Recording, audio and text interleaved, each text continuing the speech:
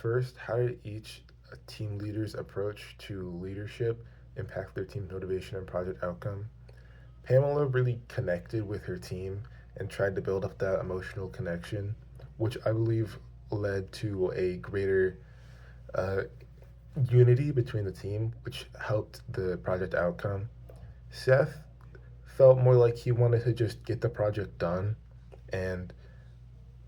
so his team didn't feel as cohesive and connected as Pamela's.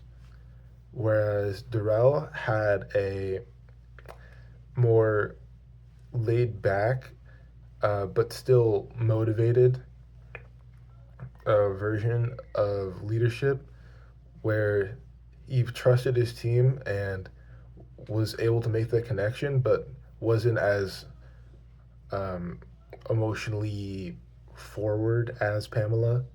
when there wasn't as much, high fiving and like group uh, emotionally like being all the same place. Two, to describe the communication dynamic between Seth and Chris, it felt like there was a lack of trust between the two, where um, Chris would want to make something perfect and didn't believe that he could get help to make it better, whereas Seth didn't trust in Chris to be able to make something effectively within a time limit, which I think stalled both of their abilities to push the project forward. Three, what could each of them have done differently to influence group dynamics more positively? I think Pamela did really well, and I'm not sure what could have done been done too much better. But Seth, uh, having more trust and be able to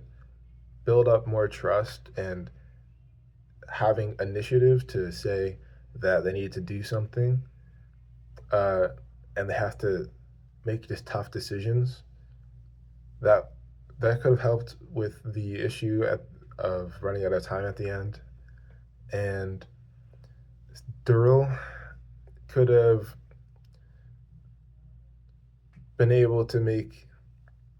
more tough decisions as well, because a lot of the issues they experienced were due to scale and having to scale back their solution to the problem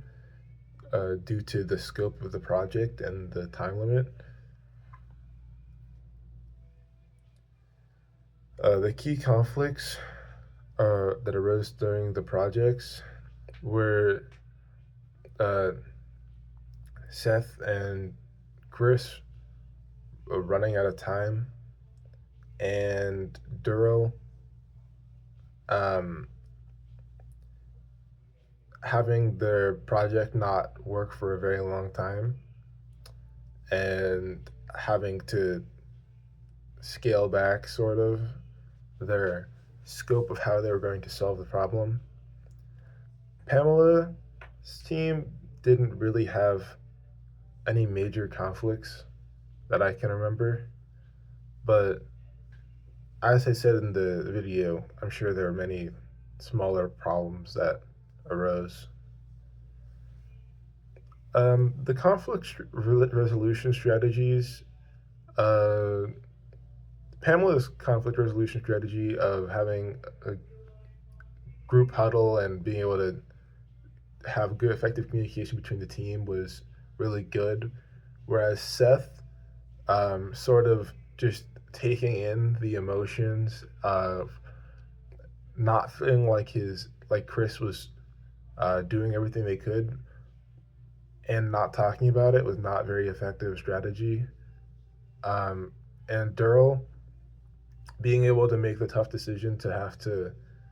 scale back the product initially and then being able to know that they could succeed with the tarp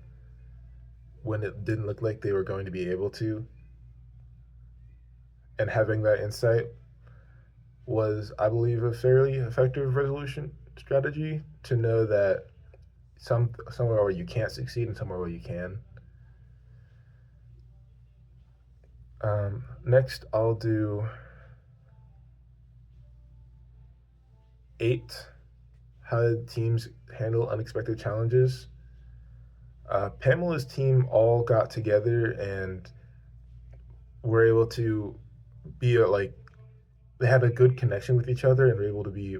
there for each other and bounce ideas off each other effectively. Whereas Seth's team had more issues communicating with each other and were kind of stuck without trusting each other and were unable to and Chris and Seth were unable to give up for each other what they wanted because Chris would not let somebody else make it a single part to help him, and Seth didn't trust Chris to be able to finish in time. And having trust both ways is very important for handling challenges. Whereas Darrell, when faced with the challenge of scale, being able to scale it back and just realize that you need to just make a prototype that can show the effective solution, was and also having the ability to know when you're going to solve a problem, like with the tarp and trying to collect the rainwater. Finally, number 9, my most important takeaways about leadership, communication, and conflict management from the film is that it's important to be able to trust your team, and it's also important that everybody in the team feels heard, such as in Pamela's group, and they're all together. Because if you don't have trust, you end up with like Seth and Chris at the end of their project, where they're neither of them are willing to give up the edge because they think that it's not going to be a good enough solution at the end, or that the other person can't finish on time.